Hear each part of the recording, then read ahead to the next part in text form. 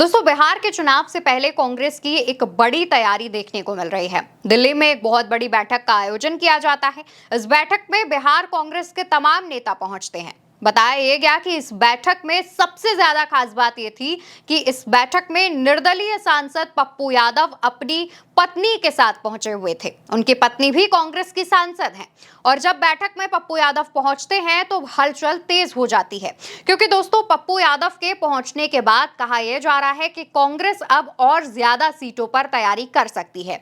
बैठक के अंदरूनी सूत्रों से पता चला है कि पप्पू यादव ने कांग्रेस आलाकमान के सामने यह मांग रखी है कि कम से कम 100 सीटों पर कांग्रेस को तैयारी करनी चाहिए, यानी कि बिहार की 243 सीटों में से 100 सीटों पर कांग्रेस को दावा करना चाहिए और दावे करने से पहले तैयारी करनी चाहिए ताकि वहां पर संगठन और पार्टी मजबूत हो सके।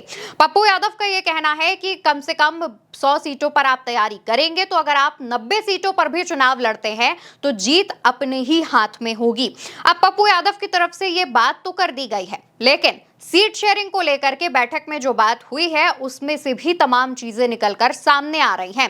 दोस्तों, बैठक जब चल रही थी उस दौरान बिहार में कांग्रेस के जो प्रभारी हैं कृष्णा लवरू वो भी मौजूद थे।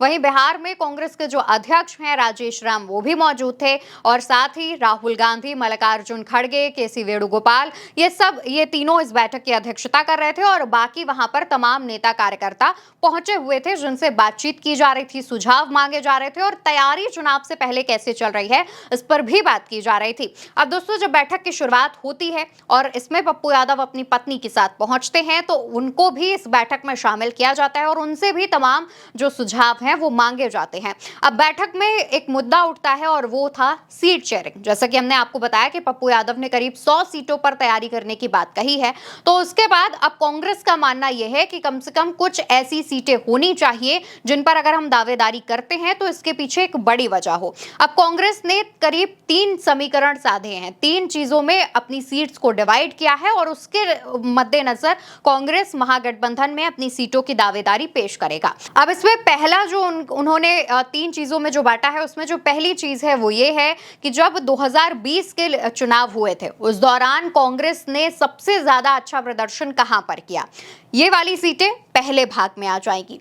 दूसरे भाग की अगर हम बात करें तो कांग्रेस उन सीटों पर डिमांड कर रही है जिन सीटों पर कांग्रेस ने 2020 के चुनाव के बाद से अपनी पकड़ मजबूत की है और कांग्रेस को यह साफ पता है कि उसके वहां पर समर्थक और वोट बैंक ज्यादा है और काफी अच्छी संख्या में, मजबूत संख्या में मौजूद हैं, उन सीटों पर दावा करेगी। और जो तीसरी भाग में कांग्रेस ने अपनी सीटों को बांटा है वो ये है जहां पर 2020 के विधानसभा चुनावों के दौरान कांग्रेस का जीत हार का जो आंकड़ा है वो करीब 5000 से कम वोटों का रहा हो, जहां पर बहुत ही कम अंतर से कांग्रेस हार गई, उन सीटों पर भी कांग्रेस अब तैयारी कर रही है और दावा कर सकती है।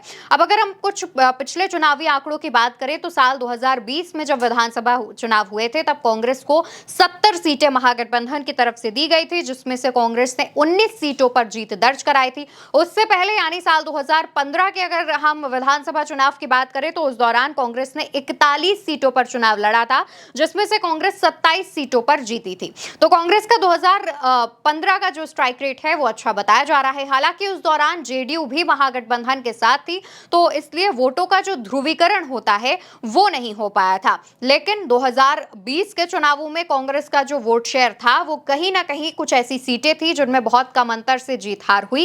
इस वजह से कांग्रेस का स्ट्राइक रेट थोड़ा कम रह गया। लेकिन इस बार कांग्रेस और स्पेशली राहुल गांधी की जिस कदर बिहार में तैयारी देखी जा रही है, तमाम वरिष्ठ पत्रकारों का कहना यह है कि अगर इसी तरीके से चुनावों तक राहुल गांधी के दौरे और कांग्रेस के तमाम कार्यक्रम चलते रहते हैं तो कांग्रेस की जो ज्यादा सीटों की डिमांड है महागठबंधन के सामने वो महागठबंधन या आरजेडी मान लेगा।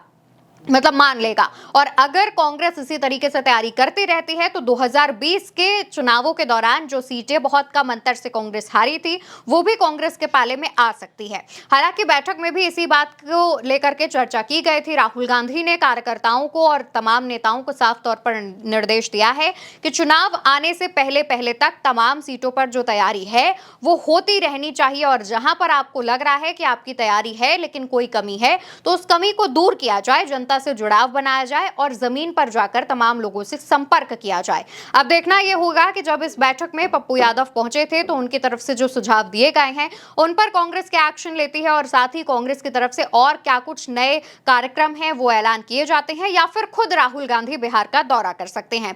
फिलहाल की इस बैठक में जो जानकारी निकलकर सामने आई थी वो हमने आपको बता दी है। फिलहाल इस खबर में इतना ही। आप उल्टा चश्मा यूसी ऐसे ही देखते रहिए और चैनल को सब्सक्राइब करिए। नमस्कार।